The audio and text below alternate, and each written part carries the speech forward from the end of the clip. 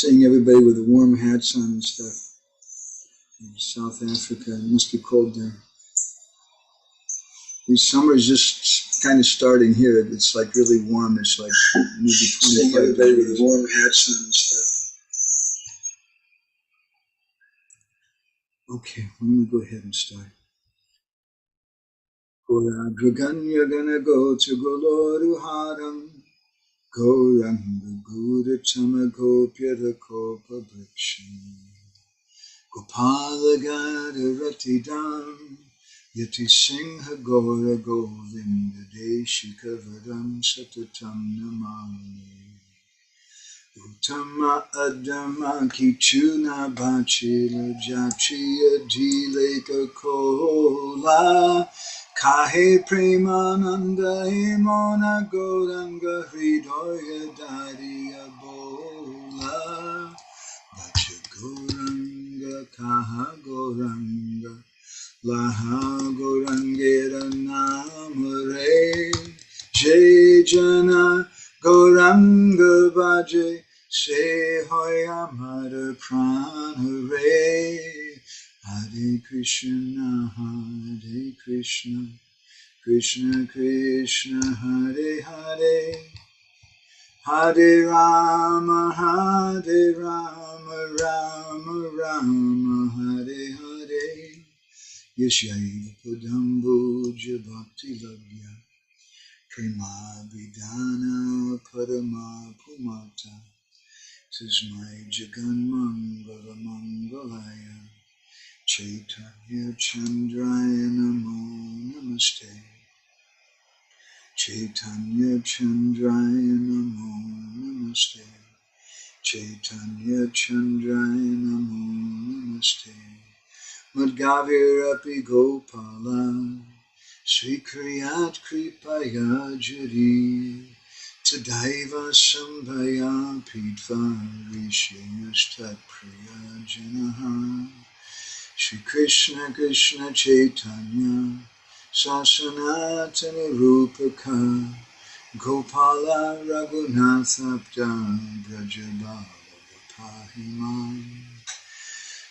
Vanchakalpatarubhyascha Kripa Sindhu Vyaheva Cha Patitanam Pavanebhyo Vaishnavebhyo Namo Namaha Jai Shri Krishna Chaitanya Prabhu Nityananda Shri Advaita Gadadha Shivasadi Gaura Bhakta Vrinda Hare Krishna Krishna Krishna Hare Hare Hare Rama Rama Rama Hare Hare.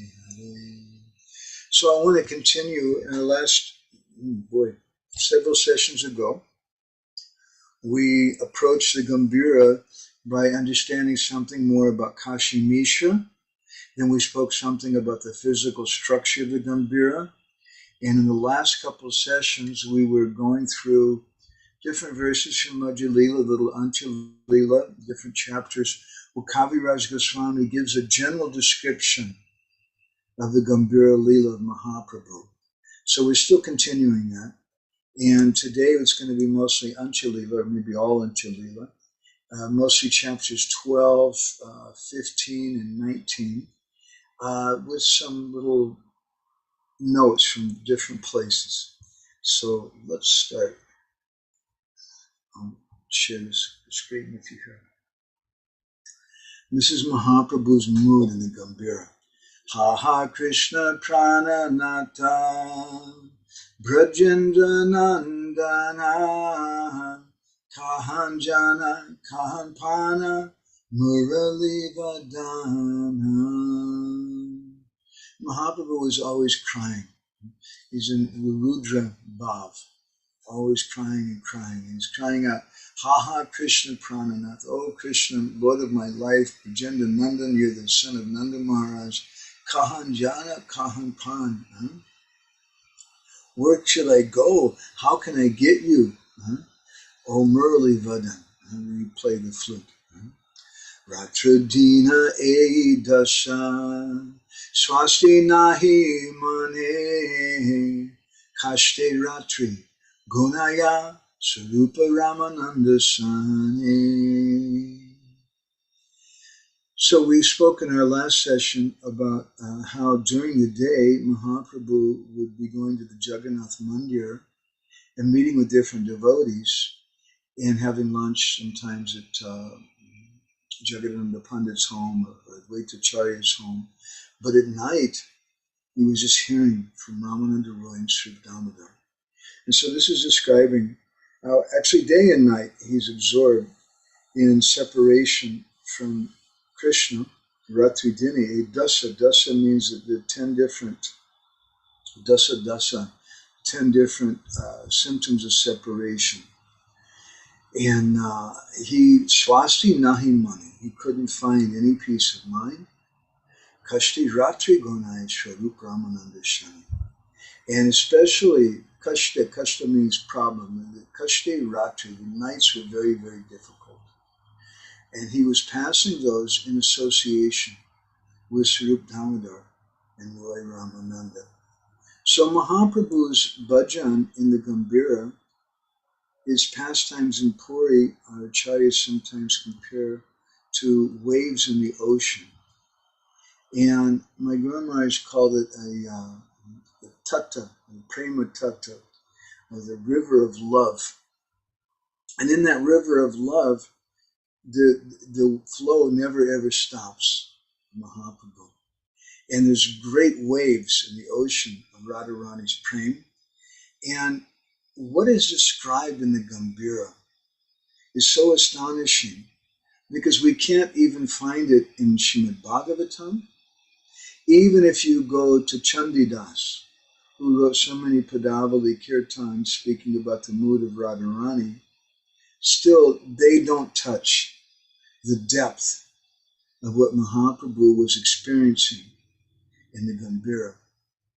It's like a woman who loses her husband. Sometimes in India, a woman gets married at the age of 12, not so often today, maybe 16 or something, and her husband dies. And in that culture, she has to become a widow then. And how much they're crying and crying from that. Or if their son dies. But in the Gambhira, the crying of Sri Chaitanya Mahaprabhu, that sound was so intense, and it was unceasing, it was endless, and it was so high in pitch. Sometimes it was low, sometimes it was roaring, sometimes sobbing, and tears are coming from Mahaprabhu's eyes like rivers coming out. And nowhere in the world, nowhere in history, nowhere in any literature, have we heard anything like this.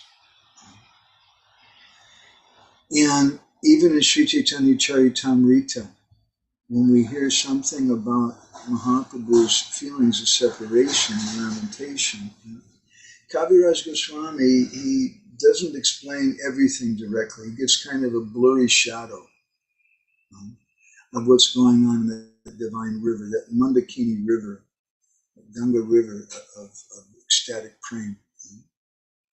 So who can understand this? And it's only in association with Ramananda Roy and Sri Damodar Goswami that it's possible. So this question is coming, who's qualified for this, and why don't we hear more about it? Because only Ramananda Roy and Sri Damodar Goswami are qualified for this. I'd like to share something with you from Rupa Goswami's Lalita Madhav. And this is from the third act, from this first scene. It's a verse spoken by Brinda Devi, and she's expressing what's going on in Braj, in Krishna's leading, and in particular the sound of the gopis crying. Bhagavati Matyamanashyeva Matamboni Bher Gambhiram Kam Apikola Hala Samambam Akarnya Sambramana Gatasmi Tat Katyatam Kitkim Etit Iti. I was collecting for a little while some verses where we can see Gora Lila in the writings of the six Goswamis. Now, the six Goswamis wrote some prayers to Chaitanya Mahaprabhu. Rupa Goswami wrote Chaitanya Ashtakam and Dvitiya Chaitanya Ashtakam, but they didn't write so much about him. Raghunath Das Goswami wrote something about the pastimes of Mahaprabhu in Jagannath Puri, but that's in kind of a sutra form also. But oftentimes we wonder how it's possible that they could control themselves and not write about it. Because they're seeing what's going on in the Gambhira, they're seeing Chaitanya Mahaprabhu. So I collected a few places, writings of the Goswamis, where it seems very clear to me anyway, that they're referring to Gaura Lila in an indirect way. And this is the nature of the Bhagavatam. Andaya Vyatireka Vyam speaks in a direct way and an indirect way. It's called Parokshavad, Parokshavad Rishaya, Parokshamama Chapriyam. Krishna says in the 11th canto of the Bhagavatam that this Parokshavad, this indirect speech, is very, very dear to me. So these books were written for Chaitanya Mahaprabhu, but the Goswamis, even consciously or unconsciously, they must be speaking about Mahaprabhu. So the word Gambhira is used here, and Brinda Devi is speaking to the devotees about the sound that's going on when Krishna has left Vrindavan. And she says that this sound, Maham Boni Dir, it's just like a great roar of the ocean. And there's a depth to it, the Gambhira. So this is the sound, some Vaishnavas say, indicated here in Rupa Goswami's Lita Madhav, of the sound of the Puri's waves in Jagannath Puri. It's the sound of the gopis crying. And this roaring comes from Sri Chaitanya Mahaprabhu's Bhajan there with Sri Damodar Goswami and Roy Ramananda. When Krishna is getting ready to leave Vrindavan, that sound of the gopis crying is Gambhira, like the Gambhira in Puri. And this is described in by Rupa Goswami, how all the gopis are crying and crying. So in the Gambhira, we find three primary personalities, although, as we mentioned in our previous sessions, sometimes Paramananda Puri was present there, sometimes Raghunath Das Goswami was present there, sometimes Rupa Goswami was present there, and we hear about Damodar Mahaprabhu as his servant, but in general, we hear about Chaitanya Mahaprabhu himself, Sri Damodar, and Roy Ramananda. And Chaitanya Charitamrita gives a number of evidences of this. Let's look at this a little bit together. Sarupa Ramananda E Dui Jan Lana Vilapa Korine Dunhar Kante Te Dharya. This is a painting we had made by this artist in St. Petersburg, Mahaprabhu with Sri Damodar Goswami and Roy Ramananda. And I suggested that she only have Mahaprabhu embracing Ramananda Roy, which sometimes is described as embracing Sri Damodar, which sometimes is described that he's embracing Sri Damodar, sometimes it's said he's embracing Roy Ramananda. Here it's said that he was embracing both of them. And in their association, he was lamenting and lamenting. So these are verses from Anchalila chapter 15. E mata gora prabhu prati dini dini vilapa korina srupa Ramananda sani. So absorbed in this pain is such an intimate thing, such an intimate feeling.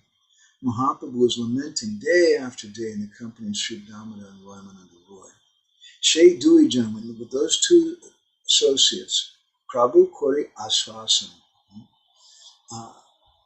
understanding Mahaprabhu's mood, Sri Damodar Goswami would Kori Aswasam Srupa Gai, Roy Kori Shloka Patana. And this is what they were doing. They were helping Mahaprabhu Aswasanan to taste the mood of Srimati Radharani in separation. And to help that mood, Srup Damodar Goswami was singing. And Roy Ramananda's Shloka Patan, he was speaking Krishna Katha. So oftentimes, maybe some of you have heard us speak about how these two things go together, and you can't separate Krishna Nam from Krishna Katha, and how Srila Bhaktisiddhanta Saraswati Thakur sometimes would say that Krishna Katha is the Swarup Shakti of Krishna Nam. And just as Krishna Nam is Krishna, Krishna Katha is Srimati Radharani. So these two go together. And many times we spoke about the Gambhira Bhajan Pranali. So this is the Bhajan Pranali in the Gambhira that some kirtan is done. And in our case, that kirtan kind of warms us up. Sometimes we say, to use a New Age expression, it opens your chakras, Prabhu. It purifies your consciousness. But then we need to put something there. And that's the job of Ramananda Roy. Then he would recite verses from Bhagavatam, from Bhavamangal Thakur's Karnananda, from Jayadev Goswami's Gita Govinda in different places. And then Ramananda Roy would again sing. And so in this way, the waves of that bhajan were going up and down and up and down. And this is the same bhajan pranali, same system in a simple way that Srila Prabhupada followed also. That in San Francisco and New York City, when we were first starting the movement, he would do kirtan, then he would speak something, and again he would do kirtan at the end. So this comes from the Gambhira. Karna Amrita Vidyapari Shri Gita Govinda Iha Shloka Gite Prabhu Kore Ananda. And Mahaprabhu was hearing, it's mentioned directly here, Bhavamangal Thakur's Karnamrita, Vidyapati's poetry, the Gita Govinda of Jayadev Goswami. And hearing these verses, Mahaprabhu was getting so much pleasure. Recently we were in Ukraine with recently we were in Ukraine with Niranjan Maharaj and Bhakti Chaitanya Maharaj and Krishna, what's his name, Trivikram Maharaj and Dhirashanta Maharaj. And I marked it that they're having Hare Krishna Kirtan, which is very wonderful. And that Hare Krishna Kirtan became very famous, especially by the potency of Ayendra Prabhu. But when Trivikram Maharaj was there, he started singing so many bhajans, and he sang so many bhajans, like 6 or 8 different bhajans, Bhajahure, Mana, and some different comedies. And I really appreciated that personally. Hare Krishna should also be there, but if you go to visit, if you do go to some program with other Vaishnavas and Gaudiya Math devotees or Babajis, they sing so many songs of Narottam Das Thakur and other different acharyas. And those songs help us to get in the mood. And then we chant Hare Krishna. We chant Hare Krishna maybe before, and then we chant Hare Krishna at the end. So this is very, very important. And I'm not trying to dismiss or minimize at all the culture that we have in ISKCON today, which came from Ayendra Prabhu, at least somewhat, and that was the stress on chanting the Hare Krishna mantra. I say somewhat because Ayendra Prabhu was doing 24-hour kirtan in the Krishna Balaram Mandir, and they would chant Hare Krishna mantra the whole time.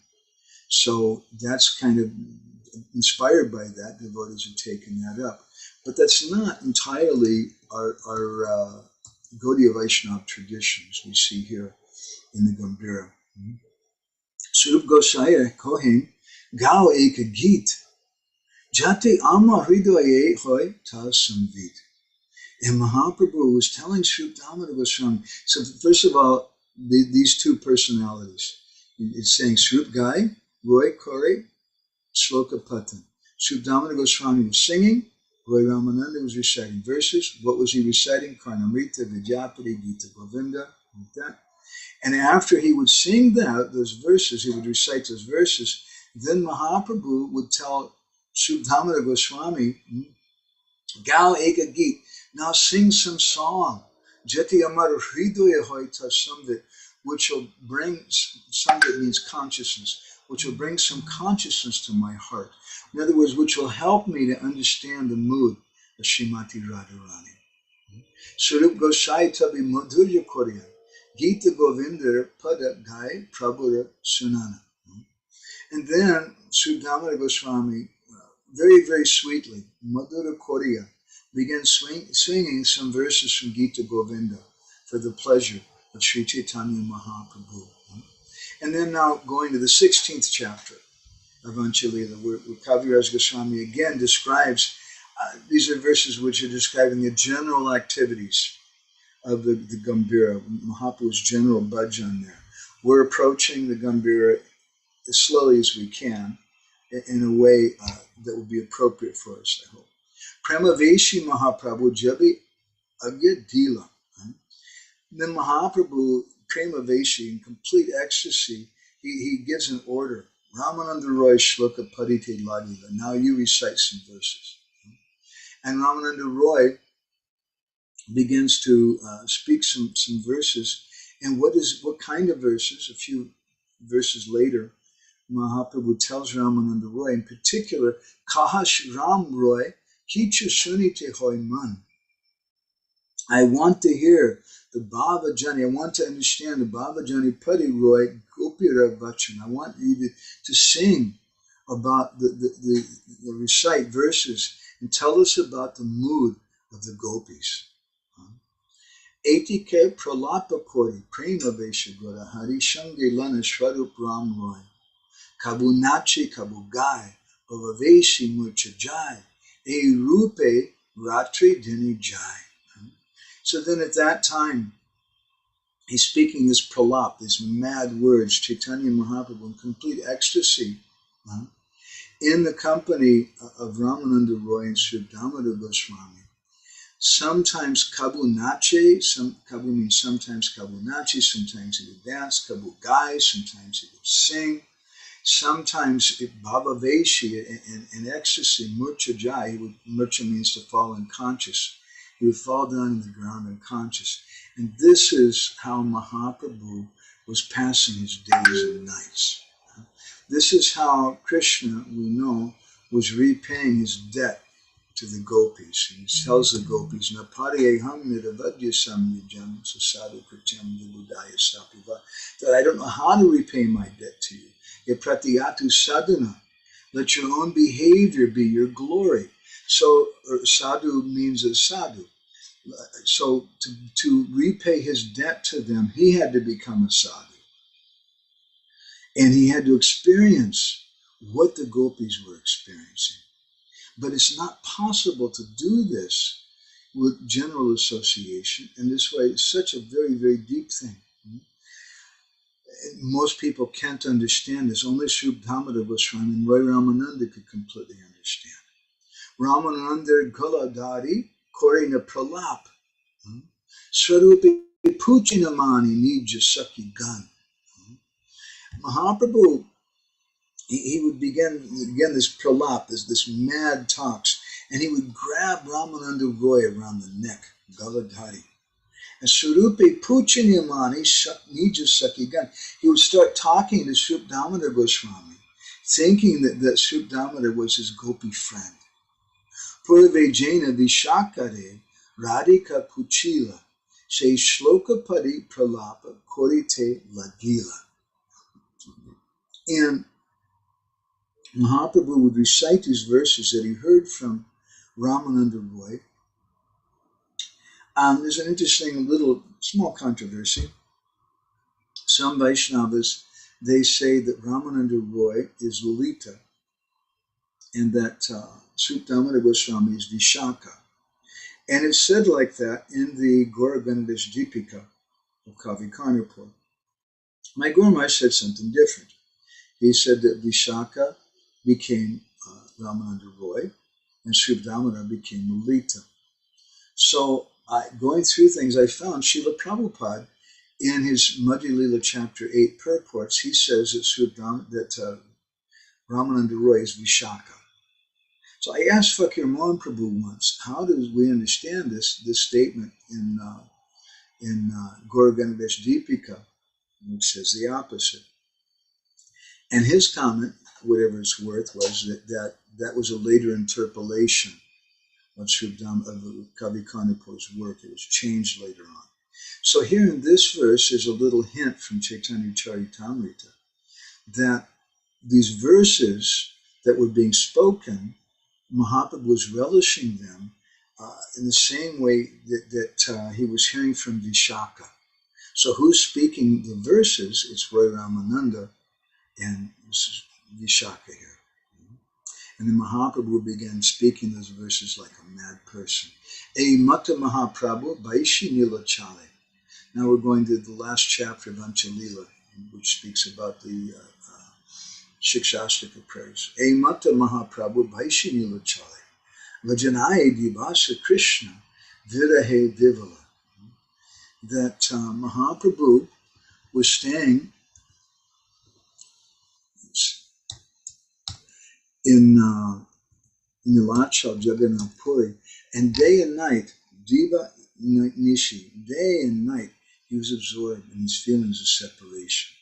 Swarup Ramananda E Dui Jana Shani, Ratri Dini Rasa Gita Shloka Aswadani. And day and night, he was hearing these wonderful verses and things with Ramananda Roy and Sri Damodar Goswami. So again and again, they're mentioned in Chaitanya Charitamrita with Mahaprabhu, and there's no mention of anyone else who's tasting like this. We can imagine that very possibly, very likely, that Raghunath Das Goswami was there because he writes some about this, and very possibly Rupa Goswami was there. Rupa Goswami and Raghunath Das Goswami are Rupa Manjari and Tulsi Manjari. And Tulsi Manjari, especially, she's serving Lalita, who in Gaura Lila is Sri Damodar Goswami. Yadyapiha Prabhu Koti Samudra Gambhira Nana Bhavi Chandudai Hoini Ashtira. So he's saying that Mahaprabhu, he's very, very deep and grave, like millions and millions of oceans, in the same way that Srimati Radharani was very, very deep and grave. And Nanabhava Chandradaya, when the moon of his different emotions arose, and Hoyina Ashtira, Stira means to be fixed. Ashtira means when you're very restless. He became very, very restless. Jai Jai Shloka Jayadeva Bhagavati Roy Rare Natake Jai Adharkanamrite She She Bhave Shloka Korya Patane E Se Bhava Veshi Koini Aswadan. So there's a difference between the word pata, with the T and the dot into the T. Yeah. Pata means a lecture or recitation of verses. And it's different from Gaya or Gita. There's a few different words used here for singing. Yeah? So whatever verses that Mahaprabhu was hearing from Ramananda Roy, he's reciting Gita Govinda, Bhagavatam, Ramananda Roy's own drama, Roya Natake, and Jagannath Vallabha Natakam, Mahaprabhu became completely ecstatic, and it was in their association, hearing from them, Ase Bhavaveshi Korini Aswadani, that he was able to relish, that he was able to taste. So in our last session, or session before that, I think, we spoke something about how Mahaprabhu has two names. He's Vishvambar in Navadvip Lila, and in Puri Lila, he's known as Sri Krishna Chaitanya, because he's tasting, he's in the consciousness of Chaitanya, of Sri Krishna, of Sri, meaning Srimati Radharani, her absorption in Krishna. But he's only able to do that. We spoke about the difference in associates and how the devotees, what is the difference between that Navadvip Lila and the Puri Lila and Navadvip Lila? There's Ras Lila going on in the house of Srivas Thakur, but that Ras Lila is like Panchayati Ras at Vamsivat. It's a general thing. And present there are many different Munichari gopis, Rishichari gopis, even perhaps different fish. He fell in love with Matsya Avatar, according to the Garga Samhita. And later there was another more private Rasa Leela, Chandra Sarovar, which is only the Astasakis and the Astamanjaris. So what is it? The difference between Puri Leela is also Rasa Leela going on in the sense that Mahaprabhu is relishing the emotions of Radharani and the gopis. That's Rasa Leela. What's the difference between that and his pastimes, his nocturnal kirtans, which are done at the same time that the gopis were doing Rasa Leela with Krishna in the house of Srivas Thakur, which Bhaktivinoda says is non-different from the Rasa Stali. So the difference is that that's Maha Panchayati Ras, that in this Rasa Leela in Srivas Anga, it's not just the Muni Chari gopis and the Rishi Chari gopis, but his mother was there. And Lord Brahman from Haridas Thakur was there. And Advaita Charya, who's Mahavishnu Avatar, was there. And Narad Muni, it was his house, who's come as Srivas Thakur. So later there was another very, very deep Rasa Leela mood given in the Gambhira. Dodasa Vatsara Aichi Dasa Ratri Dini, Krishna Rasa Aswadai, Dui Bandhu Shani. For 12 years, Dodasa Vatsara, Mahaprabhu Ratri Dini, Dasa means the situation. He was experiencing that condition day and night, along with his two Dui Bandhu Sani. And that's significant. These are Mahaprabhu's friends. Now, Sri Damodar Goswami and Roy Ramananda, they considered Mahaprabhu to be the Lord, but they're friends. How are they friends? Because in the deepest way, they were helping him, Krishna Rasa Aswadai. They were helping him to taste the mellow of Krishna Rasa. So this is Mahaprabhu's, this is the Gaura Gambhira Bhajan Pranali. It's the highest thing. And as we spoke, I think in perhaps our first session, a question comes once someone's been around the Krishna consciousness movement for a few years. That question is, well, is it bona fide to read Govinda Lilamrita and Gita Govinda and some of his books? And Prabhupada says it's not bona fide, but then once I asked my Guru Maharaj if I could read that, and it's something I would recommend that someone ask personally to their Guru, not just take it in a general way. But he told me, yes, you must. He said, Govinda Lilamrita, there's verses of it in the Chaitanya Charitamrita.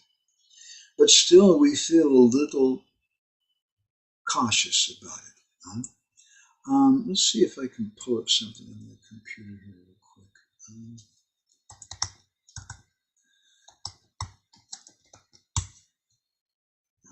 Here we go.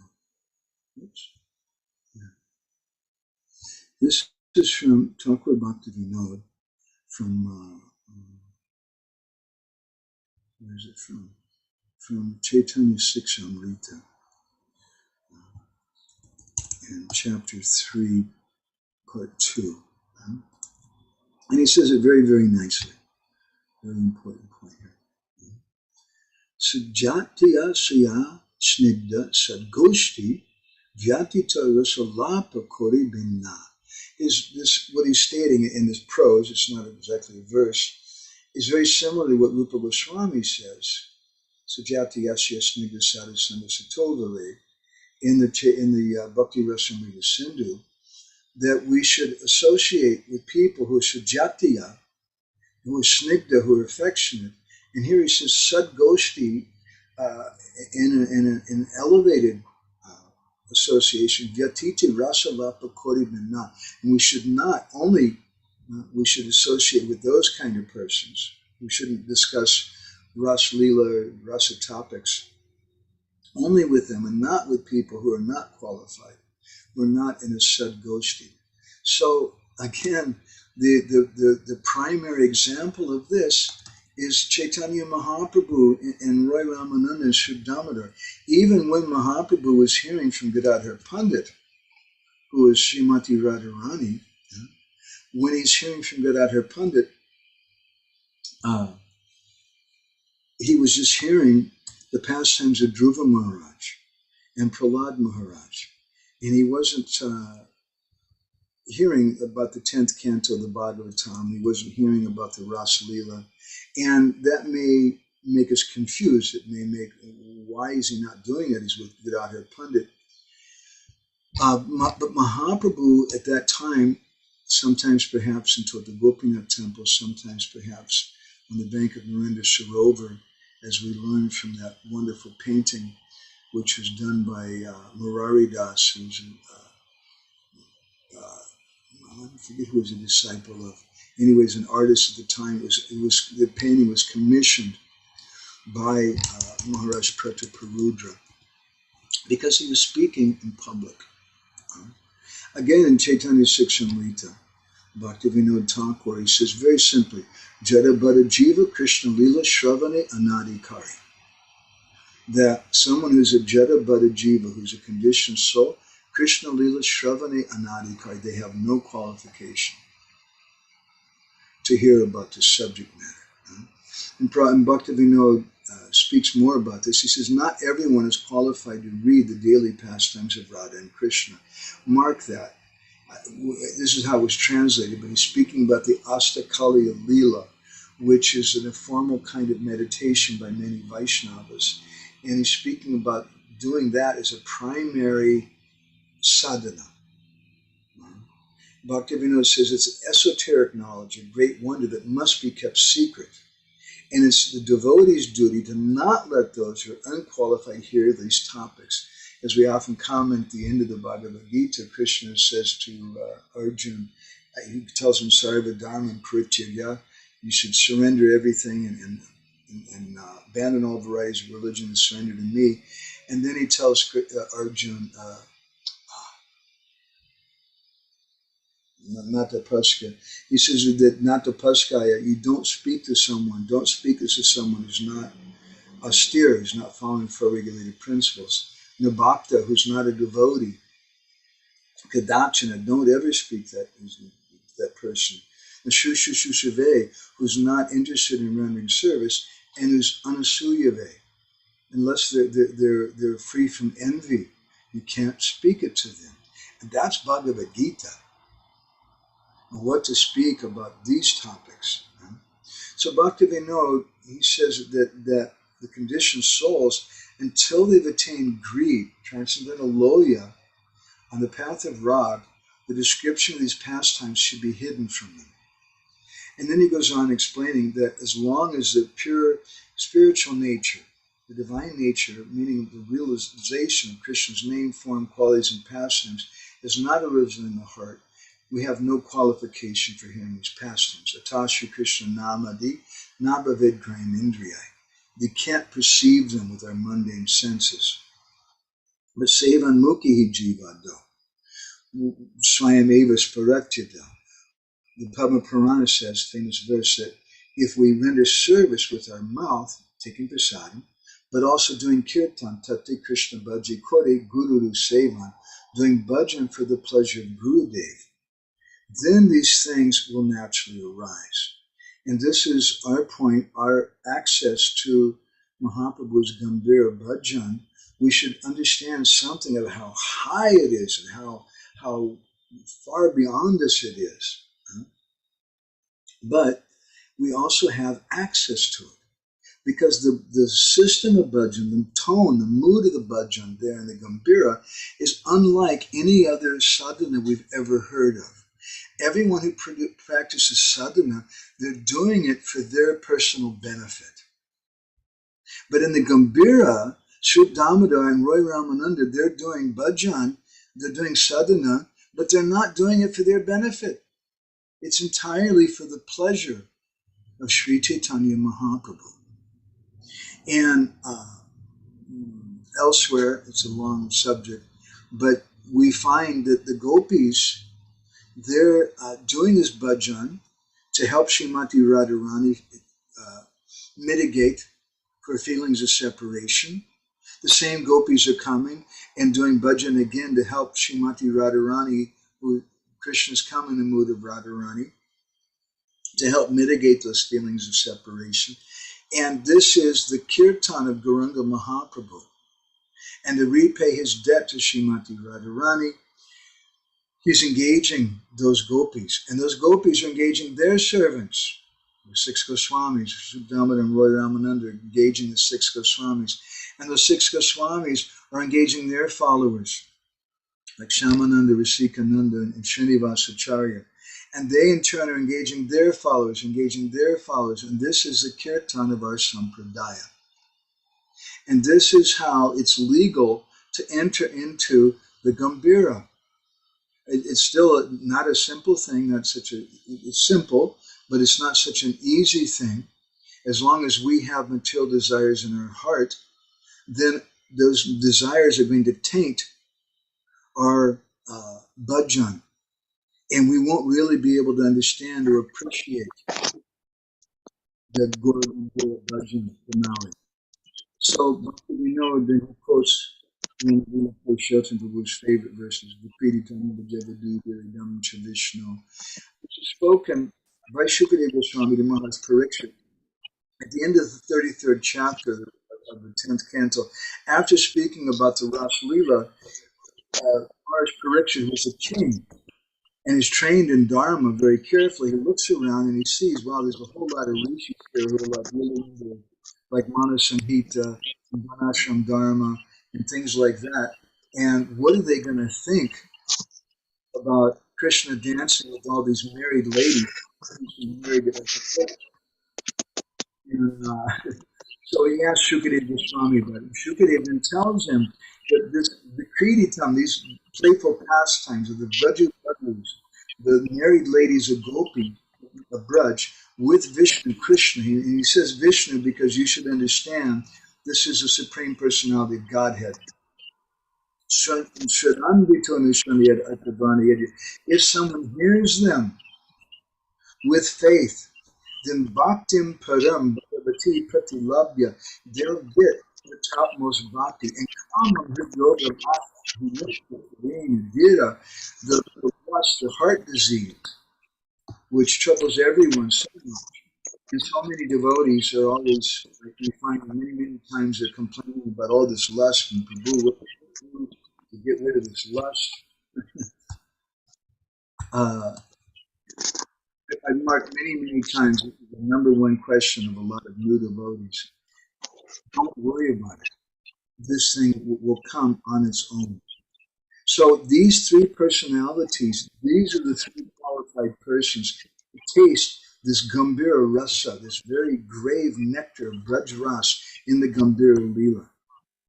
And it seems like no one, Damodar and Roy Ramananda, were fortunate and had the adhikar to actually enter into that pastime. So we should understand that Bhav Bhakti doesn't begin until the mind becomes very stoic, very fixed, and it attains renunciation from material attachments.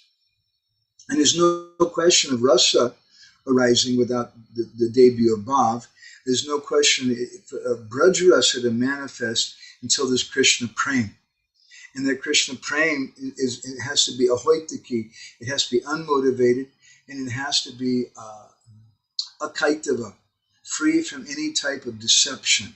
We were speaking recently about that in Prem Bhakti Chandrika. So Sri Damodar Goswami, what is his qualification? Of course, he's Lalita Saki, but in this world, he's a sannyasi, renunciate, but not just a sannyasi. He's a premika sannyasi. And Ramananda Roy, although he seems like a sansari, like a householder, he's an instructor of sannyasis, and he's actually a premika sannyasi himself. And therefore, there's no question of any lust or mundane thoughts that can touch their hearts. So they had the qualification, a genuine qualification, to enter into this rasa. So this Braj Ras, sometimes it's described by our acharyas, it's obtained through strict renunciation. And it's not possible to touch this Braj Ras without that austerity of sannyas. But at the same time, the dry sannyas in the material world is just the opposite of Braj Ras. If a Rupa Goswami in one place, I'm trying to remember what it is. He says, Niriktir anupayogit vat. Nibrikta anupayogit vat. That those persons who are in the renounced order, Nibrikta, this Madhurya Ras, it's not appropriate for them to meditate on. It's inappropriate for them. So the sannyas of Chaitanya Mahaprabhu, the sannyas of Swarup Damodar and Roy Ramananda is not like the sannyas of the four varnas and four ashrams and one ashram dharma. And Rupa Goswami alludes to that in Bhakti Rasamrita Sindhu, some verses we sometimes share. Let's just look at them again. Jnana Vairagya Yo Bhakti Pravesh Yo Payogita Ishat Pratam Amavekti Nanga Tvalmu Chita Yayo Yadube Chitta Katinya Hetu Praya Satam Mate Sukumara Sabhaveyam Bhakti Sta De Turita. He says that in the beginning, Pravesh means to enter. When someone is entering on the path of bhakti, there's some utility of jnana and vairagya, or knowledge and renunciation. But you can't say that these two things are angas or limbs of bhakti. And sadhus who really understand the true nature of bhakti, they say that actually these jnana and vairagya, they're not good because they cause the heart to become very hard. And bhakti by its nature is very soft. Jiva Goswami in his commentary says, Tatra cheshad iti bhakti virodidvam chakveti artaha. Tachcha pratamam edeti anvaileshe parityagya matraya te upadiyate. Tat parityagena jate cha bhakti praveshi tayor kimchit karatvat tat bhavanayaya bhakti vicheda katvacha. That there's a part of vairagya. There's two types of vairagya. The gopis are also practicing vairagya. But there's another kind of vairagya which is contrary to bhakti, and that vairagya should be rejected. And he says, Jiva Goswami says, this is the meaning of the word ishat. The word ishat, somewhat, means that ishat pratama veti. Pratama means in the beginning. There's some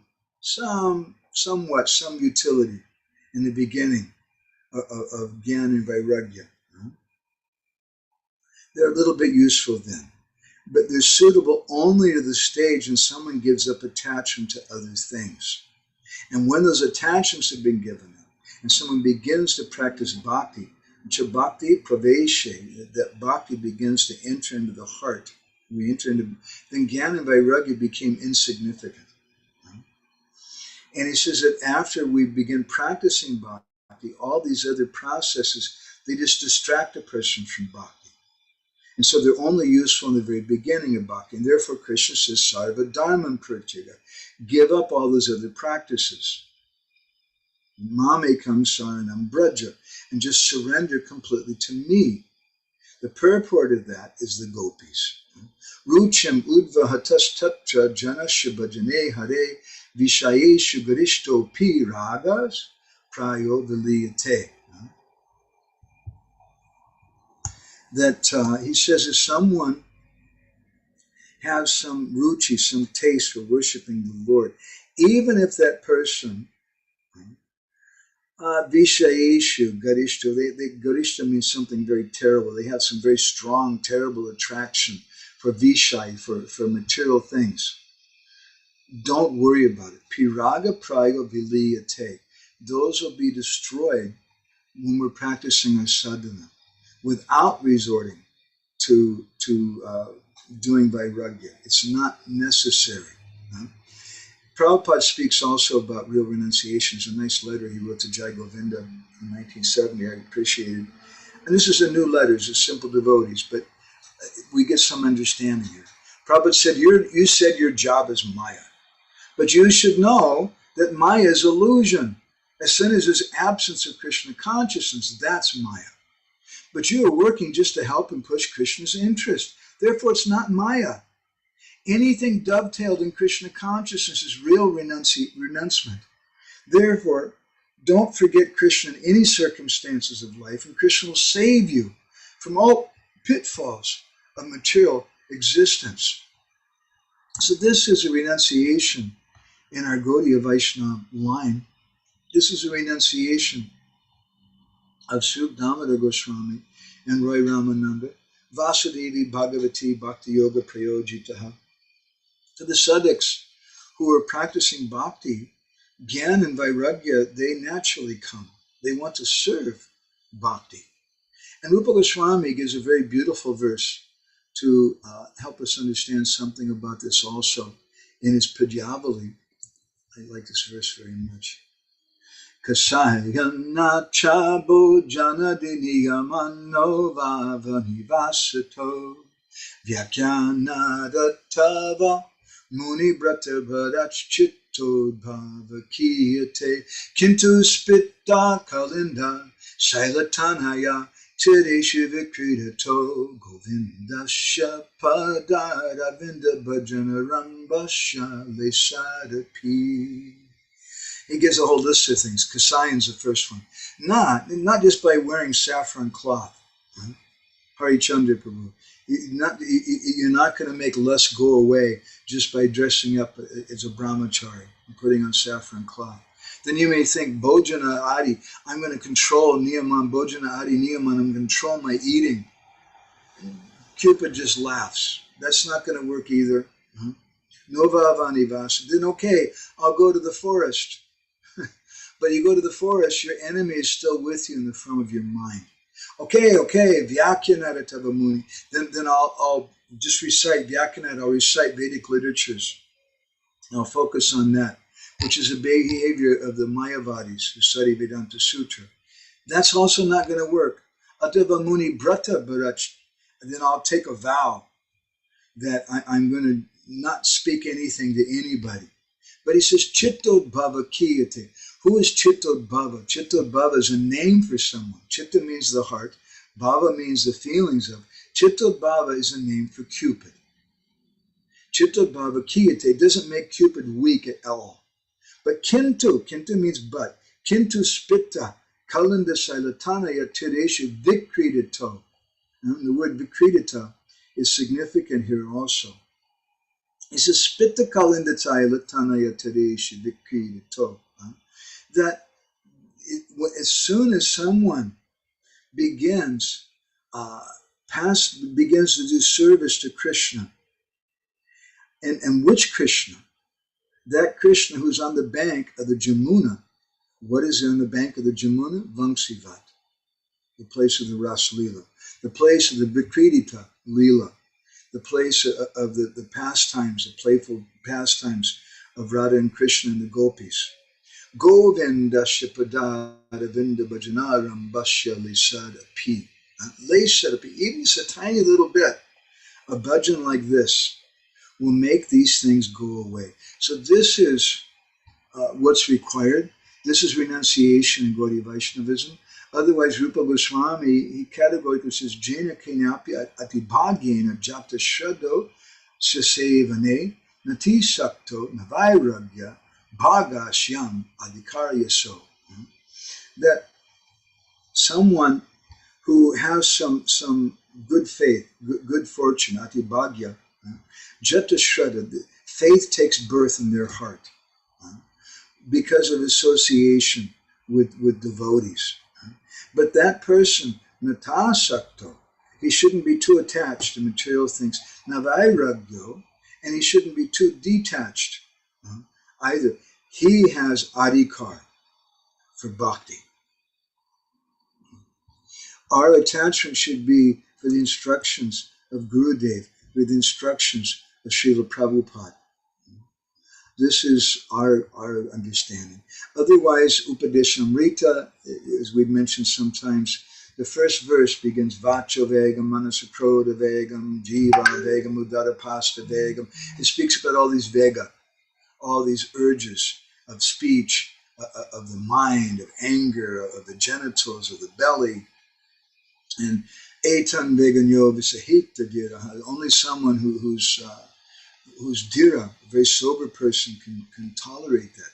And that person is qualified to make disciples all over the world. But Bhaktivinoda Thakur, in his introduction, or in his commentary in this verse of Upadeshamrita, he says, actually, this verse is not even talking about bhakti. He said this verse is just a doorway to bhakti. So we're trying to understand this Gaura Gambhira Bhajan Pranali of Mahaprabhu and Sri Damodar Goswami and Ramananda Roy with our dull material senses, which are the same senses which bind us to this world, the same senses which are permeated with all kinds of material desires. How is it possible? So only, as we were discussing in our previous session, it's only the gopis of Braj who can relish these pastimes. It's only the gopis of Braj who can expand these pastimes. As the great authority Uddhava describes in a very important verse in the 47th chapter, text 63 of the 10th canto of Brahma Gita. Vande Nanda Brajastrinam Pada Rainam Abhikshna Saha Yasam Harikatod Gitam Punati Bhuvana Trayam. He said, again and again, I'm doing my vandana. I'm offering my prayers to those gopis, those Brajastrina, the ladies of Braj, who were in the kingdom of Nanda Maharaj. I'm Pada Rainam Abhikshna Saha. Again and again, Abhikshna Saha, I'm offering my pranams to the dust of their lotus feet. Yasham Harikatod Gitam Punati Bhuvana Trayam. Because those gopis, when they do kirtan, Yasham Harikatod Gitam, it's different than the kirtan of Nanda Maharaj and Mother Yashoda, who are not just pure devotees, but associates of Krishna, and not just associates of Krishna, but so very, very dear. And Mother Yashoda is the embodiment of Vatsalya Priti. But even their kirtan, it's not like this. Even the kirtan of Ratak and Tapatrak, Krishna's servants, it's not the same. Even the kirtan of the cowherd boys, it's not the same as a kirtan of the gopis. And in particular, this kirtan, Uddhava says, Yasham Harikatod Gitam Punati Bhuvana Trayam. It purifies all the three worlds. So this is what's going on in the Gambhira. This is Gauranga Mahaprabhu's bhajan in the Gambhira. Or as Bhaktivinoda Thakur wrote in his autobiography, he was staying in Jagannath Puri at the end of his life.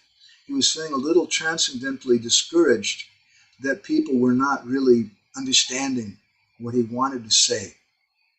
And so he was doing his bhajan there, and one day he had a vision. And Mahaprabhu came to him. Bhaktivinoda wrote about this. And Mahaprabhu told him, you do your bhajan in front of Haridas Thakur's samadhi, and whatever bhajan you do there will be heard all over the world. Just as Haridas Thakur's bhajan was heard all over the world.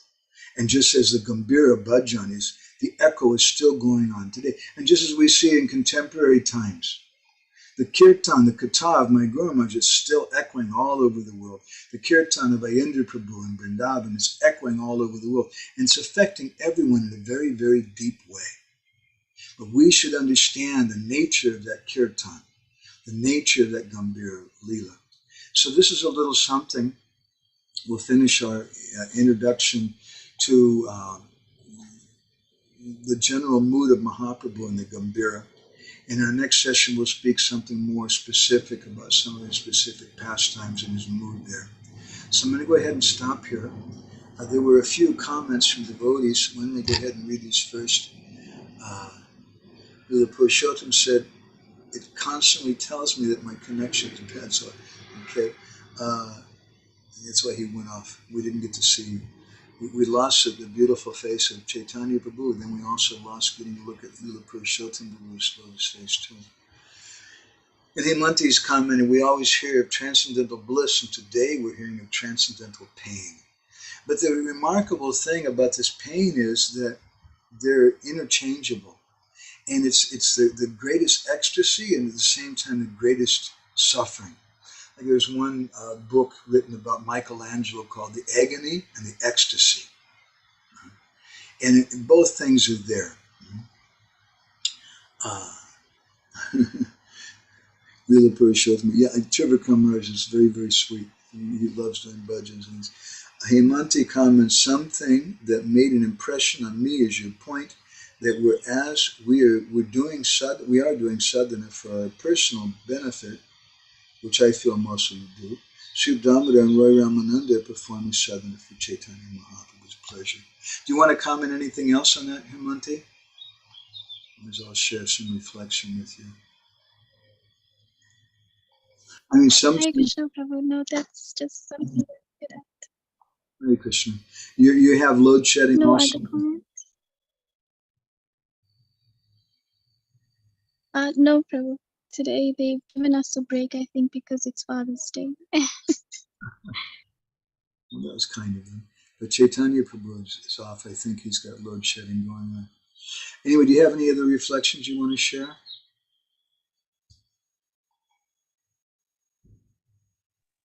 No, Prabhu. Thank you. Okay, well, thank you. I was just thinking when I read your comment that about how you were commenting that most of us are thinking about bhajan for our own personal benefit. And actually, sometimes I even wonder if we're even doing that. But just like with a car, you put it in cruise control and it just kind of goes by itself because this is what I'm supposed to do. And we should be very careful. If we don't have a good focus on our purpose of our bhajan and where we want to go with it, what our goal is, how will we make proper advancement? Ujjwala Rasagi, are you still present? Looks like she already had to leave. Okay. So let me just see who else is here. Mukunda Prabhu, would you like to share something? Hare Krishna Prabhuji. Something that really caught my attention today is where you mentioned how Srimad Bhagavatam doesn't touch the depth of what Mahaprabhu was experiencing in the Gambhira. And I was thinking about a verse Gaurgana Maharaj used to normally sing, glorifying Srimad Bhagavatam. And I used to say, Krishna Bhakti Rasa Swarup, Shri Bhagavate, Rato Veda Sastra Hoite, Parama Mahatma. That this mellows, this Krishna, this rasa, is only found in Srimad Bhagavatam. And that is why Bhagavatam is supreme, And, all of a sudden, I hear today that the depth of what Mahaprabhu was experiencing in Gambhira doesn't compare to the mellows of Srimad Bhagavatam, So, I mean, this is really deep stuff, to try and understand. This rasa of Krishna mellow in Srimad Bhagavatam is not as deep as the rasa in Lord Chaitanya's mood as Srimati Radharani in the Gambhira. It's just mind-boggling, yet at the same time, it's so sweet to hear this. We should qualify those comments too. The Bhagavatam is Prema Moyi Bhagavata, Krishna Rashiyanga, in Chaitanya Bhagavat. It's made out of Krishna Prema. It's a part of the body of Krishna. But when we say this thing that the Gambhira has something more than the Bhagavatam, meaning that this purport is not easily found in the Bhagavatam. Therefore, Subdhamara Goswami says, Jao Bhagavata Pada Vaishnavirastani. If you want to understand the Bhagavatam, you have to approach the Bhakta Bhagavat and Ekanta Ashraya Kori Chaitanya Charani. You have to take one pointed shelter of Chaitanya Mahaprabhu. Both because Mahaprabhu was giving Krishna prema, but also because Mahaprabhu was living the purport of it. Moreover, the Bhagavatam, when we say that the Bhagavatam, that Gambhira Lila gives things which are not even found in the Bhagavatam, we can refer to the ecstasies that Mahaprabhu is showing. We hear about different ecstasies in the Bhagavatam, different sections, but we've never heard about someone's arms and legs shrinking inside their body, or becoming elongated, or water shooting out like a syringe, or things like that. It's not found anywhere. Only in Chaitanya Charitamrita, only in the Gambhira do we find that. Okay. Thanks, Prabhuji. Very well. Thank you, Mukund. It's nice to see you. Stay warm, okay? I'll try my best, Prabhu. And how about Hari Chandra Prabhu? We never get to see you. You have anything you want to share today? Hare Krishna. I am full of bliss for kathas today. I am wondering about how the kirtan of Gopi is full on the 3 words, fulling in 3 words. I don't know English. And also Indra Prabhu's kirtan, and like I'm wondering about this point, because sometimes I feel like separating from Krishna, from devotees, and this is for me. This is helpful for me understand that I'm never be alone from Krishna consciousness. Thank you. And we also, this is you want to do prasadam distribution. Yeah. This is prasad distribution. From the gopis are doing prasadam distribution. Mahaprabhu is relishing prasadam and Jagannath Puri in the mood of the gopis, feeling separation. And when that's a very high thing. I mean, maybe you can't do that when you're cooking. But we should be hearing these pastimes. And in these pastimes, they'll permeate things. They'll permeate our consciousness little by little. We want to just keep hearing it, and it'll permeate it. It'll go all the way through our body, and it'll come out in the form of your prasadam. Thank you, Prabhuji. Hare Krishna. Anil Prabhu, do you want to share anything? Hare Krishna, Prabhuji. No, Hare Krishna. Hare Krishna. I have to ask, am I audible? Yes, I hear you very well. Yeah, Prabhuji, thank you very much for the wonderful session. As usual, I was late this time also. I don't know, somehow or other, every time for the Gambhira session, I always get late. And whenever it happens, I think, I am not qualified to listen to this. I don't know. But the more I listen, more I get to understand that, yes, I am not qualified. So actually, and when you said that, till today we were just discussing the introduction to Gambhira lila, and from now onwards we will try to get little deeper. And then I thought, yes, I was right. I'm not fit to listen. I'm not qualified. But yes, it's wonderful to hear. One thing really struck me today, that I used to think about it, that what happens to those who are not able to practice Jnana and Vairagya. They try to do some devotional service, they try to do some worship and other things, but they live a very lavish life, very lavish lifestyle they follow, and they are very attached to it. And there is no, they are not able to practice Vairagya, especially for the very rich people. It's very difficult for them to practice Vairagya. But I came to know today that it's not really necessarily a qualification for the bhakti. If you are doing properly, it will naturally come. That was a relief to know that, because at times, we fall short of Gyan, definitely, and also Vairagya at the same time.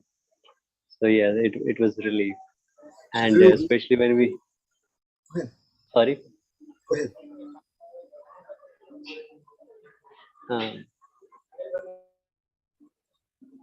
Hare Krishna. Go ahead, Prabhu. Okay, so and other thing, I just missed. I just missed. Hi, yes, I could not understand. So, what was the conclusion about? So, who is Lalita and who is Vishakha? Well, the Chaitanya Charitamrita seems to indicate that Vishaka is Ramananda Roy, which is the same thing Prabhupada says in his purport. And sometimes different Vaishnavas may have different opinions. It's just a small, interesting thing. Prabhupada wanted devotees. Actually, the first book that I got of Srila Prabhupada's that I started to read was Teachings of Lord Chaitanya, which is probably the most philosophical, esoteric book that Prabhupada gave in one volume. And somehow that convinced me to become a devotee. It just blew my mind. I couldn't understand very much of it, but it convinced me. Prabhupada wanted Chaitanya Charitamrita. Rajesh Sharma. So, Hare Krishna. Sorry, I lost the network. And Teachings of Lord Chaitanya, Prabhupada wanted those books distributed all over the world to everybody. And we read in Chaitanya Bhagavat about devotees like Kundrik Vidyanidhi, who was a great materialist, it seemed, but he was actually a very great devotee. So it's not just external renunciation. But then the question arises, why do we stress renunciation and Gyan so much? Anil Prabhu, maybe you should just mute yourself for a minute, okay? Sorry, Prabhuji. Just mute yourself for a minute. I'll do it. Yeah, I did. Why do we place so much stress on Gyan and Vairagya? Because Rupa Goswami says that the Anyabilasita Shunyam Gyana Karmadi Anabritam Anukulyena Krishna Nusilanam Bhakti Uttama. The Bhakti Uttam Bhakti has these characteristics, Anyabilasita Shunya, nonsense things, it should be Shunya, zero. And Gyana and Vairagya shouldn't be covering Bhakti. And Jiva Goswami in his commentary explains that they may cover Bhakti in the sense that we may think that Gyan and Vairagya are the goal, or that I have to practice Gyan and Vairagya, otherwise I can't get Bhakti. But he explains that there's three types of Gyan, Tat Padartha Gyan, Tvam Padartha Gyan, and Jiva Brahma Aikya Gyan, or understanding about the spirit soul, understanding about the Lord, and understanding about the oneness of the two. And it's only the oneness which is detrimental for bhakti.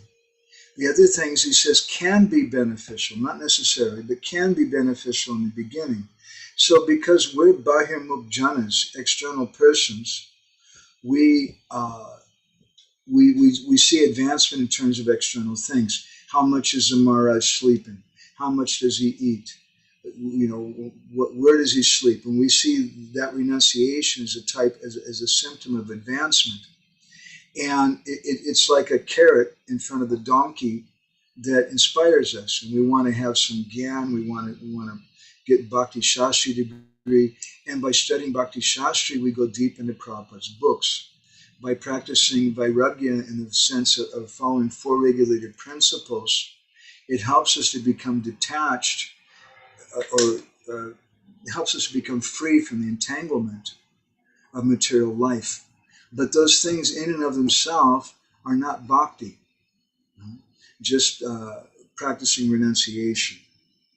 So I hope that's helpful. I want to go a little bit quick. I better give a class tomorrow. Actually, I don't have to give a class tomorrow, but I have to be up for Mangal Artik, and it's getting a little late here. Siddha Hari Prabhu, do you want to share anything? Thank you, Prabhu, for speaking today. I really appreciate it. This is my favorite section of Chaitanya Charitamrita, the Anta Lila, because we get to hear very sweet interactions of Lord Chaitanya Mahaprabhu with his intimate associates. So thank you for sharing that. I really appreciate, there were very hard topics also, but something which I garnered from this discussion was the need to imbue one's kirtan with katha, so that there is some meaning, there's some calling out in one's kirtan.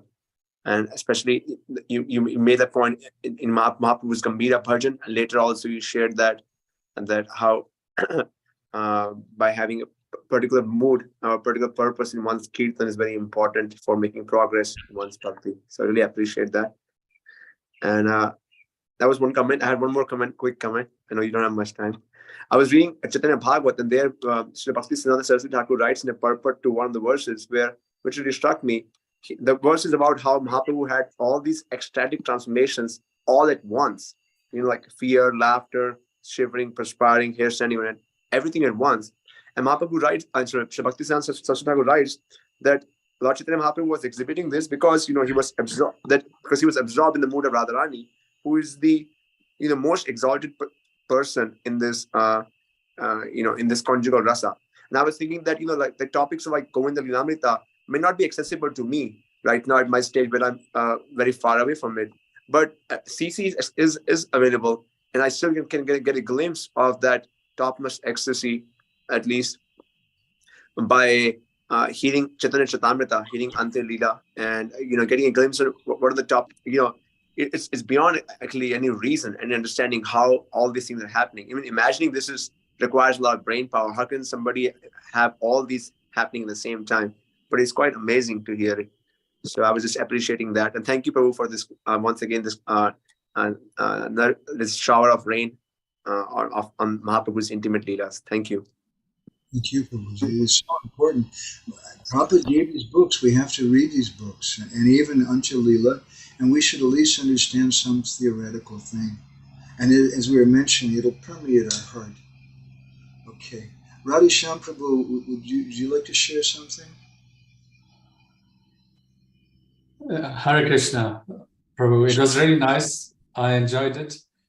I don't really have much comment other than it was nice, and I'm looking forward to listen to the others speak quickly, and those who have spoken already. I was just curious, though.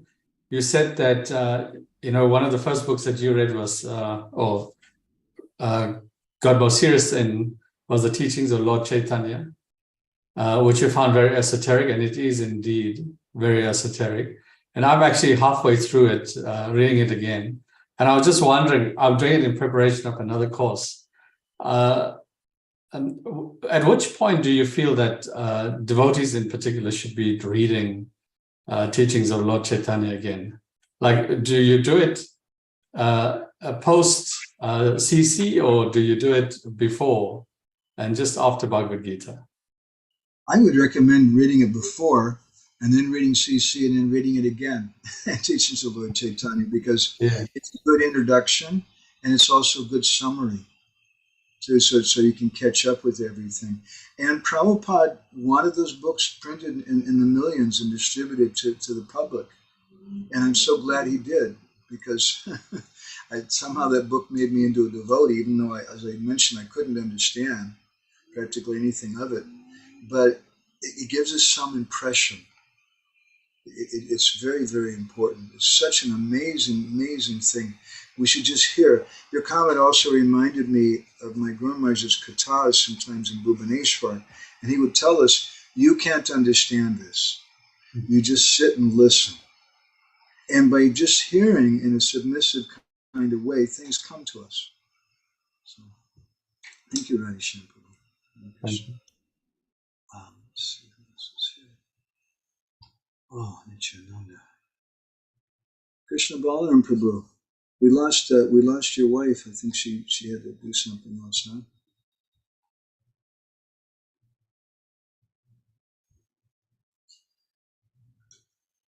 Can't hear you. Can you hear me now, Prabhu? Yes, I can. Okay. So thanks to the katha. It was really nice. Just a few points. The one point is, where is this? The one point I really enjoyed was the one you made in regards to Krishna Katha, is the Swarup Shakti of Kirtan. I hope I got that right. But I appreciated that, because sometimes we focus a lot on Kirtan, and I like that. I like Kirtan. But sometimes I feel I'm shallow in it. I can't go too deep into it. And then I also like the point that you made, which I think for me ties into that exact point, and that was is around bhajans and hearing these other bhajans, that we have by the various acharyas, etc. And it was something that I remember coming into Krishna consciousness in the early 90s. That was something that used to happen more than just kirtans. And why I like that, and I still do, and sometimes I sit alone and try and do something. But why I do is because it kind of creates a bit of mood. There's a mood that's being created when you hear the bhajans, and I don't have the depth of Krishna consciousness to bring out that mood in just the Hare Krishna Maha Mantra. So I really like that and appreciated it. And then there was a point that Hemanti made on the chanting, and you asked the question to say in our personal sadhana, the depth, is the depth actually there? And sometimes I feel I lack a lot of that depth in my own personal sadhana. So, and I do feel that when I really get into my reading and, really do quite a bit of reading, then if I do japa after that or the next morning, etc., it's a lot more better than what it is, Anyway, those are some points, but yeah, I'm really looking forward to understanding the part that you started off with, always crying in the Gambhira. I'm sure there's a lot more depth to that you just said. Yeah, thanks, Prabhu. Sorry. I mean, sometimes, first of all, socially, historically, in our society, as you mentioned, in the early 90s, it wasn't, when people were doing bhajan, they would sing songs of Narottam Das Thakur and Bhakti Vinod and like that. And it wasn't really until after Ayendra Prabhu just blew everybody's mind with his kirtan and his potency and made everybody realize the importance of chanting the holy name, that it really took off the way it did. But I think sometimes we took a kind of one-sided vision of that. I don't think Ayendra Prabhu is against bhajans or anything, but he's doing 24-hour Hare Krishna Kirtan, so that's the focus. And we also can do similar kirtans. In Orissa, every Ekadasi, you hear 24-hour Hare Krishna Kirtan going on all over Orissa, people doing. But in general, they sing different bhajans because they help us enter into those moods.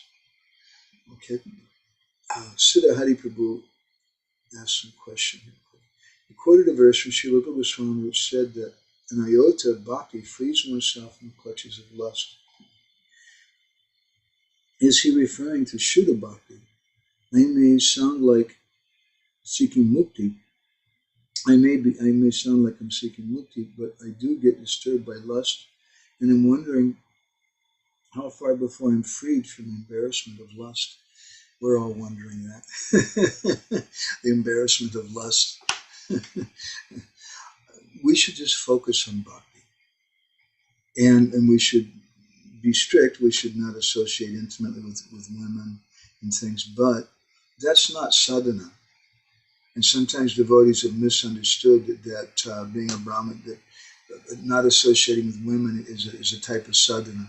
And even that I'm going to hate women, that's a type of sadhana. And that's ridiculous. We have to associate, right? Our sadhana is Krishna Bhajan. And Ramananda Roy, he was a samsari. He was someone in family life, but he was the greatest renunciate. So I hope that helped. Lila Purushottam Prabhu. Lila Purushottam Prabhu, you want to, let's see, do you want to go ahead and say something? Maybe you can read your comment. Yeah, it was just to your point with Ayendra Prabhu, that I wouldn't dare to, because sometimes it's misinterpreted like this, that only Hare Krishna, we don't care for anything else. But the whole picture of Ayendra Prabhu's bhajan was that he nourished his Hare Krishna bhajan, Hare Krishna kirtan with so much shravanam in the form of reading or hearing Krishna Katha. And in that sense, he would expect the same from others. Sing kirtan, and you have to, it has to have a substance behind it. It shouldn't be just, you know, parrot Hare Krishna Kirtan. So that was my thought to it. Otherwise, what happens, I spoke with my good friend Mahaprabhu about this, and a number of different kirtaniyas, Genevieve Harris and others, and they completely agreed with me that there's a danger sometimes in the kirtan melas that it becomes like a musical performance. If we don't have Harikatha there, and it should be proportionate amounts too, not just a half hour in the morning token Bhagavatam class or something. And it also creates the misconception that these two things are separate. That kirtan can be done without Harikatha. It's also such a nice session. I always appreciate this point.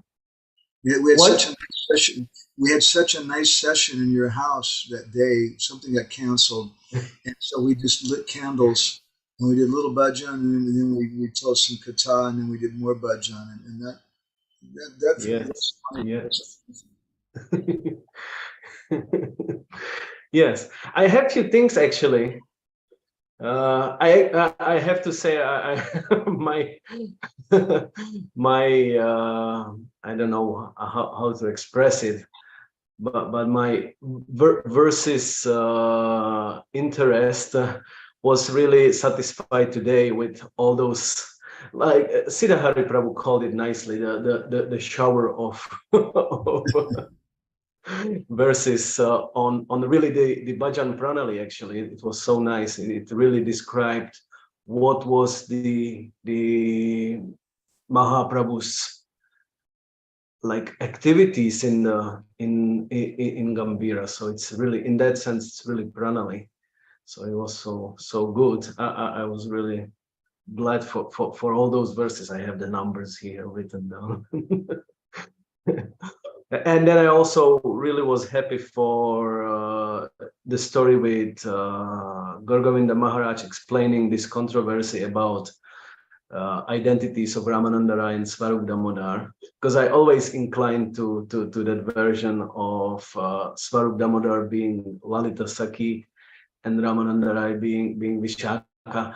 And what makes me convinced about it even like more is the nature of those personalities, even in the past times, you know, like Lalita being the most tempered personality, like you know, like how is it called? Anyway, I don't remember. Vama, you know, this hardest type of Vamya. And Swarup Damodar in the pastimes of Chaitanya Mahaprabhu is also like a very, very sharp person, and he's qualifying who can speak to Chaitanya Mahaprabhu and who not, and like that. In that sense, it's quite like, I can see the links there to those personalities. So I was happy that Maharaj even was willing to express it in such a direct way that it was just historically wrongly interpreted, like on translations or whatever. And then you always know that when you when you quote the Vikriditam Vrajavadu bear, that it catches Lila's attention. and today I had to write it down because some formulation came to my mind, and it was like, as you were speaking about it, I was thinking like that actually our faith in purifying effect of descriptions of Lord's absolute pastimes shows how much our conception of those pastimes remain mundane. Meaning like, if we would think that hearing about any Krishna's pastimes could be contaminating, it only shows our disqualification, not of some impurity of those pastimes, that You know, it's our lust that contaminates those pastimes. Not that it would be less purifying to hear about those pastimes. I was thinking like it would be same foolish to think that hearing about Krishna's Kurukshetra pastime we would be fearing to become like, I don't know, killing soldiers or something like that. You know, like like, oh, we shouldn't hear about Kurukshetra because otherwise we would be inclined to kill people all around. So in the same like with the same logic, we shouldn't fear to listen about Krishna's intimate pastimes, because if they're absolute, as they are by Siddhanta, by Tattva, they must be purifying whatever nature they carries, even if they carries the nature of like intimate Madhurya pastimes, or it may have a form of Kurukshetra pastimes. It's still Krishna's transcendental activities, and in that sense, it must be purifying to be exposed to it. Yeah. And we can see in those pastimes different moods, just like I was mentioning. I'm looking for something, please excuse me. Just as I was mentioning sometimes how Gadadhar Pandit was speaking Ramananda, speaking Prahlad Charit and Dhruva Charit, and Mahaprabhu was experiencing Radha Bhav, hearing that. So we have to go to the Gambhira to understand Krishna Lila. Because otherwise we'll just think, oh, Dhruva Maharaj and Prahlad Maharaj, you know, who wants that? That's, we want a canto or something. We have to see what was the perspective of Mahaprabhu and the perspective of gopis. Okay. Yeah, like I liked your answer to Mukunda Prabhu, that it's so important to listen Bhagavatam from the sadhu, from the realized person, because that's what will make the difference. That's why I commented there that it, you know, we all read those passages of the books, but going through those 46, 47 chapter of 10 canto with you in the Kurukshetra series was like, you know, like one eye opener after another, because of your insights into it. That wouldn't be available to me if I would just sit with a book. It's written there, you know, black on white. But it's if there is not sadhu who opens it for you, then you're just lost with your adhikar. I'm not a sadhu. I'm not unlocking anything. But if we sit with devotees and we discuss and we try to repeat and we try to look through the lens of our Guru Jana's instructions and mood, then so many things open up. Okay, thank you, Prabhu. He wants to know, Siddhahari Prabhu is asking why Mahaprabhu was hearing Dhruva Charit. There's two reasons. Srila Bhaktisiddhanta says one is for Loka Siksha, common instructions to teach people that we shouldn't jump to the 10th canto, but rather Adavante Chamadye Chaharisa Vettagiyate, in the beginning, middle, and end. The whole Bhagavatam is complete nectar. That's an external reason. Internal reason is that Radharani likes to hear about the pastimes of Dhruva and Prahlad, because they go through a lot of problems, a lot of troubles to attain the Lord, and Radharani relates to that. So I hope that helps. And he says, in India they say not to keep Mahabharata in the house unless you want to have fights in the house. Vishwanath Chakravarti Thakur and Radharani Chandrika, he says there are certain literatures which are beneficial for bhakti and for rag bhakti, and there are certain literatures which are detrimental. Those literatures which are beneficial primarily is Srimad Bhagavatam and the writings of our 6 Goswamis and Jayadev Goswami's Gita Govinda and like that. Those literatures which are detrimental are like Mahasamhita and the Dharma Shastras and things like that. They're detrimental to bhakti. And then he says there's other literatures which are rather tatastha.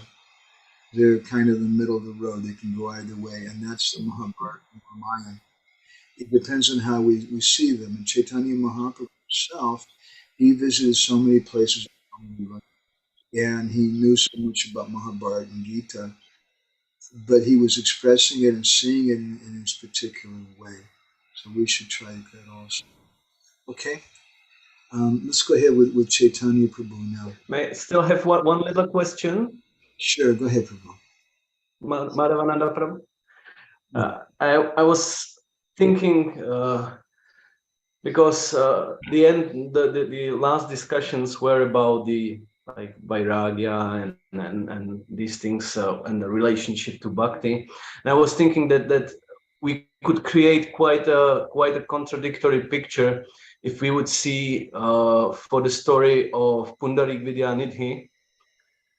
And then if we would compare it with instructions like Vishayacharya, Sera Semajiya, Mukhe Bolo Hari Hari, which says like the only price is to give up the sense gratification. So I was thinking, could it be interpreted in the case of Pundarik Vidyanidhi that we don't perceive him as a sadhaka, that he's already like perfect being, and in that sense even something what we can perceive as a sense enjoyment is not harming his intention, motivation, or his devotion.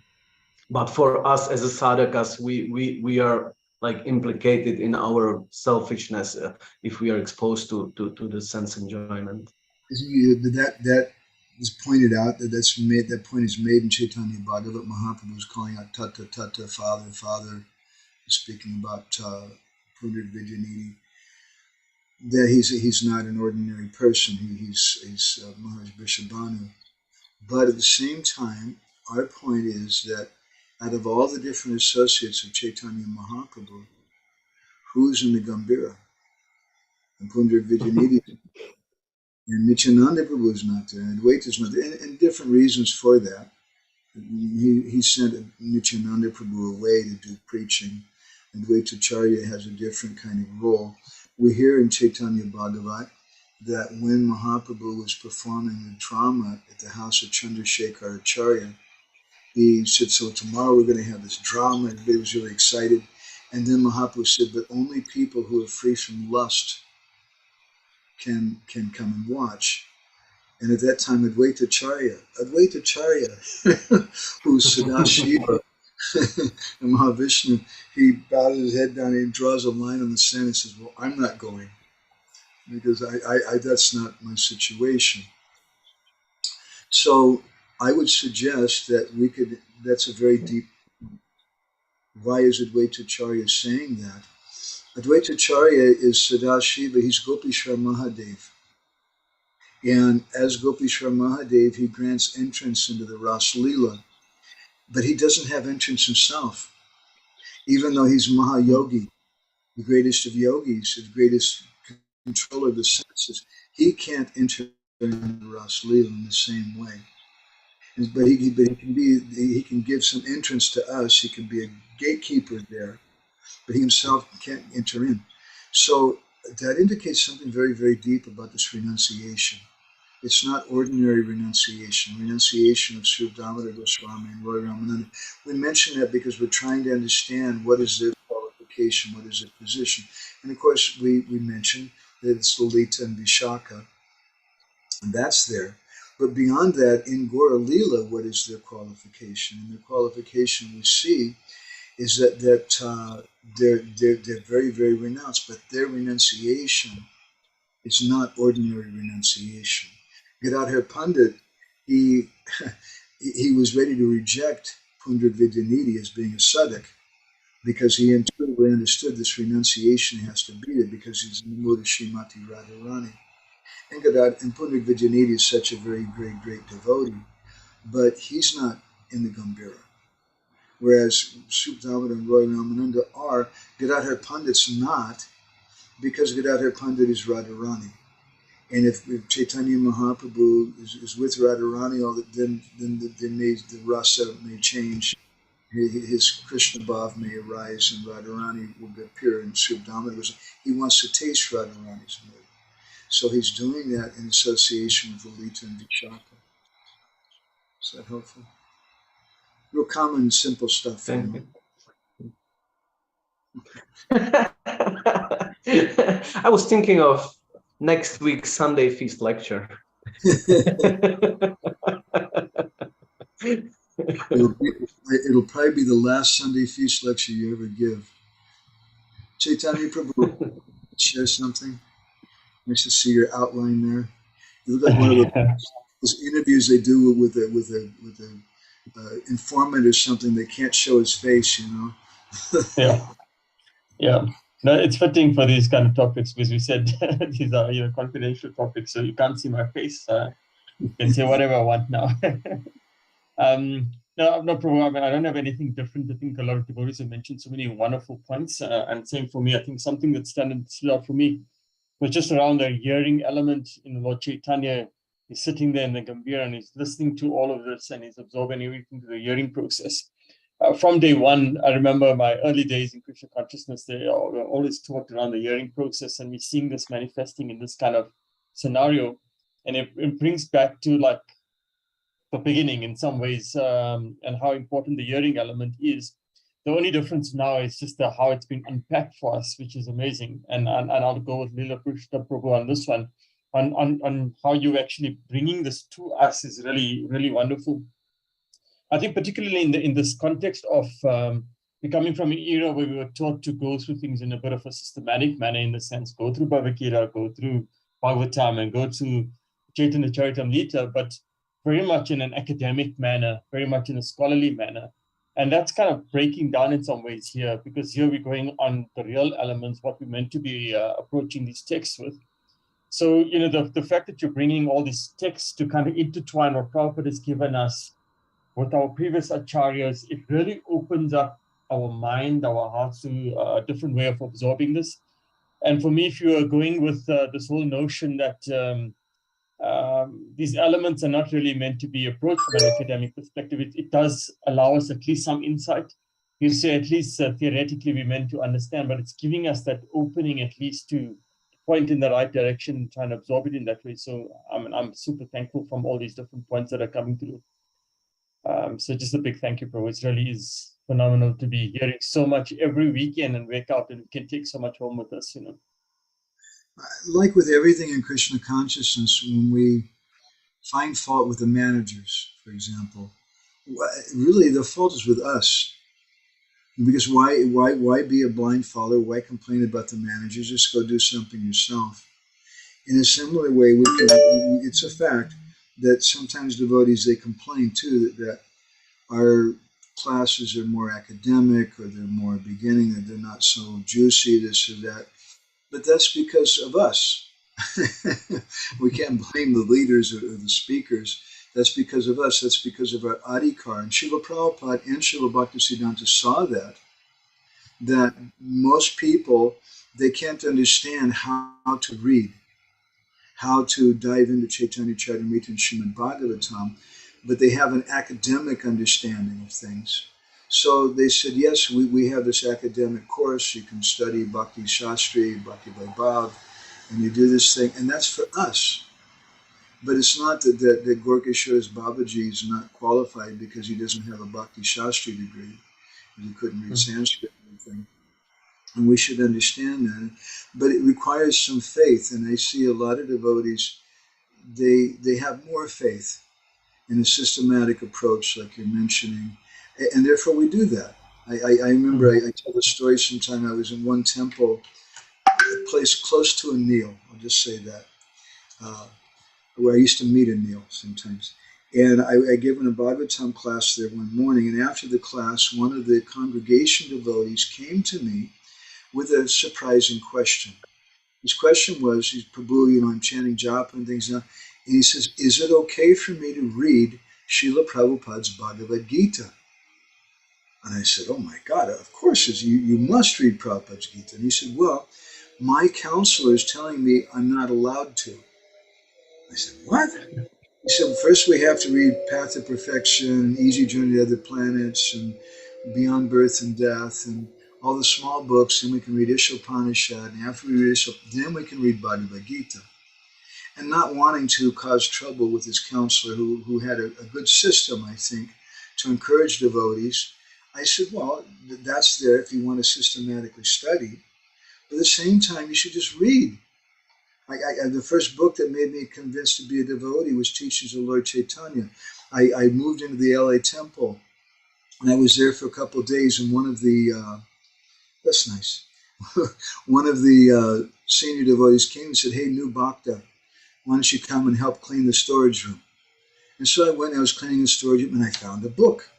It was Adi Lila, Volume 1 of Chaitanya Charitamrita. And I said, well, can I have this book? And he said, yeah, sure.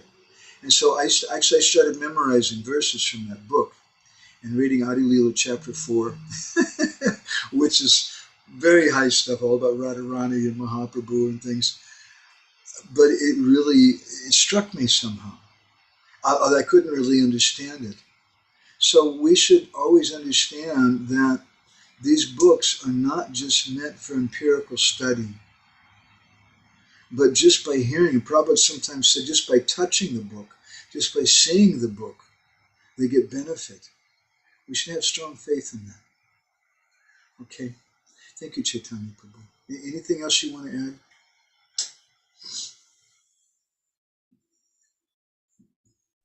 Can't hear you. Something with all of that, it just reminds me of something Guru Maharaj always told me, and you use the word contemplate. My Guru Maharaj always told me to, when we're studying these books and studying whatever we are, and he's, as you know, he's very liberal as far as approach to these concerns. He encourages all of us to dive in deep, as you've been also encouraging us. And he always says that, read with the idea of remembering and trying to bring it back, and brings back to what Krishna Prabhu was mentioning, that, we try and remember and we contemplate and we do our japa with that mentality, because it's what it's meant to be remembering all the intricate elements behind all the pastimes. And that's how our japa does really become alive. I mean, it's still something very theoretical, but for us, but something to aspire towards, Thank you very much, Prabhuji. I'm a little 4 days just taking brown rice. And that's it. I'm going to fall over right now. I'm a little weak and I have to take rest soon. Okay, so thank you all so much. I really appreciate getting in Sangha with everybody and all your reflections and things, and humoring me, letting me share these things we've heard from our Guru Maharaj and these thoughts that come up. So thank you all very much. Srila Prabhupada ki, Nanda ki, Gopremananda Sindhu Bhyevacha Patitanam Vaishnavi Nanda Kori Vaishnava Ki.